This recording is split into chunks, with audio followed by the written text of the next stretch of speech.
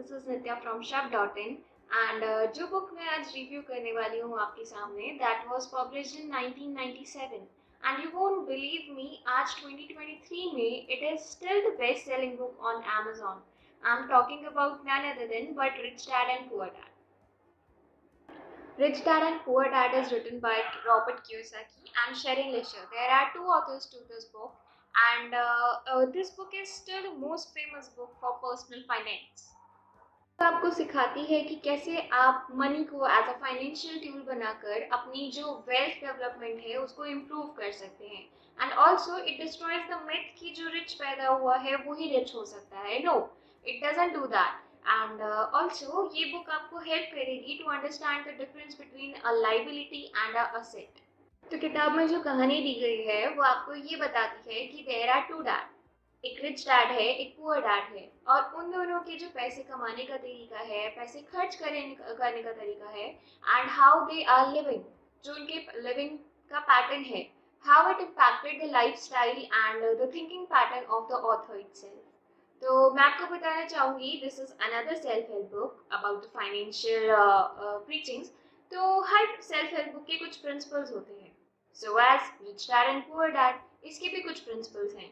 बहुत सारे प्रिंसिपल्स में से मैं कुछ आपको ऐसे प्रिंसिपल्स हाईलाइट करना चाहूँगी जिससे आपको पता लगेगा कि why you should read this book, specially when you are a student like me and specially when you are thinking कि यार मेरा पैसा जा कहाँ रहा है. So the first principle which I wanna highlight, that is have money work for you, don't work for the money. क्योंकि पैसा आपके लिए 24 घंटे काम कर सकता है पर आप पैसे कमाने के लिए 24 घंटे काम नहीं कर सकते हो. जो एक मिडिल क्लास है या फिर जो कम पैसे कमा पा रहे हैं इस टाइम पे, उनका जो माइंडसेट होता है, उनका एक्चुअली पैसे कमाने का मोटिव ये होता है क्योंकि उनको रेंट भरना होता है, उनको बिल भरने होते हैं, etcetera etcetera. On the other hand जो रिच माइंडसेट है वो ये बोलता है कि money is just an illusion. आपको पैसे के लिए काम नहीं करना है, you have to find something कि पैसा आपके लिए काम करे. The second principle which I want to talk about is learn financial literacy. आपको पता है अकाउंटिंग सीखना बहुत बोरिंग है, but I can assure you accounting सीखना is the most important role in your life. क्योंकि मैं अगर आपको बताऊं कि how much money you are making that doesn't count, how much money you are keeping, how much money you have right now in your pocket, in your wallet, that matters a lot. And आपको मालूम होना चाहिए कि जब भी आप कहीं पे पैसा इन्वेस्ट कर रहे हैं तो दैट इज एन एसेट और अ लाइबिलिटी.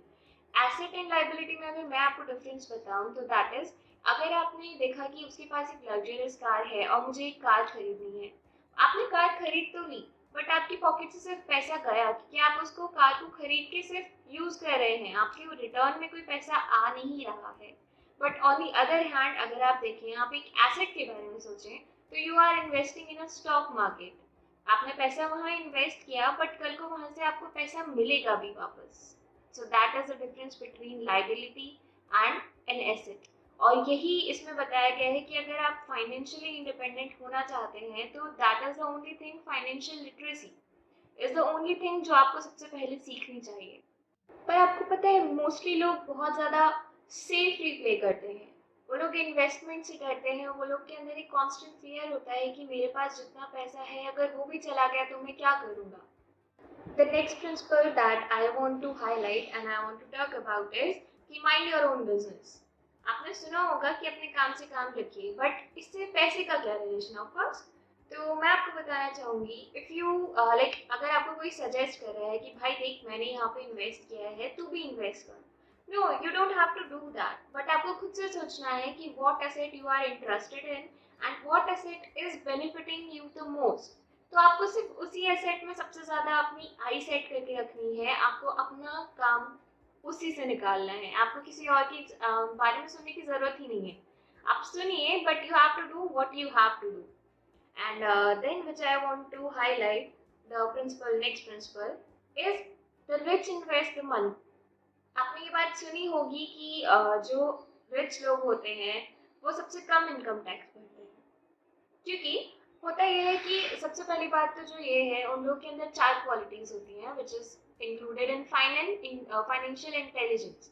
तो जो 4 चीज़ें होती हैं, पहली होती है कि उनको अकाउंटिंग आती है. They know how the accounting works.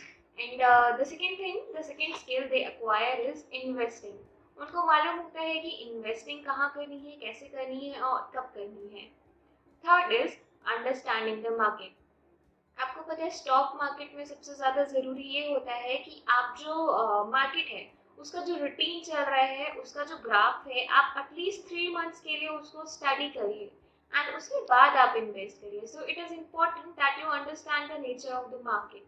And the last skill which they acquire is knowing the law of accounting. There are some laws, there are some rules and regulations which you need to follow in accounting.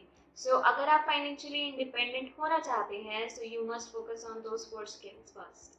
इस principal में बोला गया कि rich invest the money. ऐसा क्यों बोला गया है? क्योंकि जो रिच पर्सन का माइंडसेट होता है, एक बिजनेसमैन है, एक जॉब करने वाला है, तो जो जॉब करने वाला है they have some insecurities. They think कि यार मेरा पैसा चला गया तो मैं क्या करूँगा, how I will pay the bill and etcetera etcetera. उनको बहुत सारी टेंशन होती हैं। But on the other hand एक बिजनेसमैन जो है, जिसके पास बहुत सारे आइडियाज़ हैं, उसको इन्वेस्टिंग से कभी डर नहीं लगता है, क्योंकि उसके दिमाग में हमेशा ये होता है अगर मेरा पैसा डूब भी गया, जस्ट इन केस मेरा पैसा नहीं मुझे रिटर्न मिला वापस, तो उनको ये डर नहीं होता कि मैं क्या करूँगा, because they think it like कि एक लेसन बन जाएगा मेरे लिए। ये जो मिस्टेक अगर मुझसे हो गई है तो I am gonna learn from it. उनके अंदर ये फियर नहीं होता है कि मैं आगे क्या करूँगा, उनके अंदर ये होता है जज्बा बल्कि कि अगर ये कुछ गलत होता भी है तो आई नो कि मुझे आगे क्या करना है। अच्छा, आगे अगर हम बुक में पढ़ें तो ऑथर ने ये भी बात करी है कि when you want to become rich, what are the obstacles that you need to overcome? So I'm gonna tell you those overcomes. Some of these are, first is कि overcoming the fear of losing money. That is the first obstacle which you need to overcome. The second obstacle is overcoming the doubts. आपको मालूम है doubt अगर होता है तो वो ज़्यादा एक्सपेंसिव होता है rather than investing, क्योंकि अगर डाउट है, आप डिले कर रहे हैं, तो आपका लॉस भी हो सकता है। But if you are instantly investing, of course after having all of the knowledge, तो डाउट्स जो है वहाँ पे आपको ओवरकम करना है उनसे। आप कोई जगह नहीं होनी चाहिए डाउट्स के लिए आपके पास। And then overcoming the laziness. नहीं यार, आज नहीं, कल कर दूंगी ये काम। ये चीज़, ये जो नेचर होता है, ये हमें सबसे पहले छोड़ना चाहिए। The fourth point is overcoming the bad habits. कोई भी सेल्फ हेल्प बुक आप पढ़ेंगे तो उसमें आपको सबसे पहले बताया जाएगा कि आप एक छोटी सी हैबिट बिल्ड करिए, छोटा छोटा इन्वेस्टमेंट करना शुरू करिए, तभी आप आगे जाके बड़ा इन्वेस्ट करेंगे।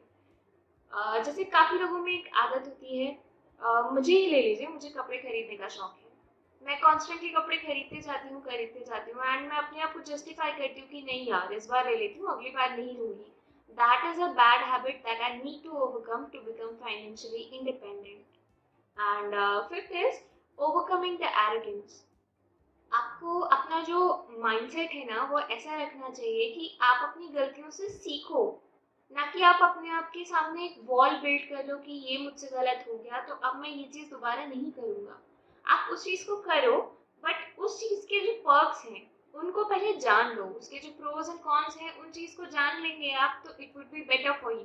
आपको वो जो एरोगेंस है अपने नेचर में कि अगर एक बार गलती हो गई तो मुझे वो चीज़ दोबारा करनी ही नहीं है, वो अपने नेचर से हटानी होती है। एंड ओवरऑल आज की वीडियो में हम इतनी ही बात करेंगे। एंड मुझे ये बुक बहुत अच्छी लगी क्योंकि एक फाइनेंशियली इंडिपेंडेंस जो होती है वो हर किसी की लाइफ में होनी चाहिए। सो आई वुड होप कि ये जो बुक मुझे जितनी अच्छी लगी, जितनी इसने मुझे इंस्पायर किया, उतना ये आपको भी इंस्पायर करे। एंड या, thank you for watching. And I would like कि अगर आप कमेंट्स में मुझे बताएंगे अगली बुक में कौन सी रिव्यू करूँ आपके लिए। And for more reviews, just subscribe to our YouTube channel. Thank you so much. Have a great time.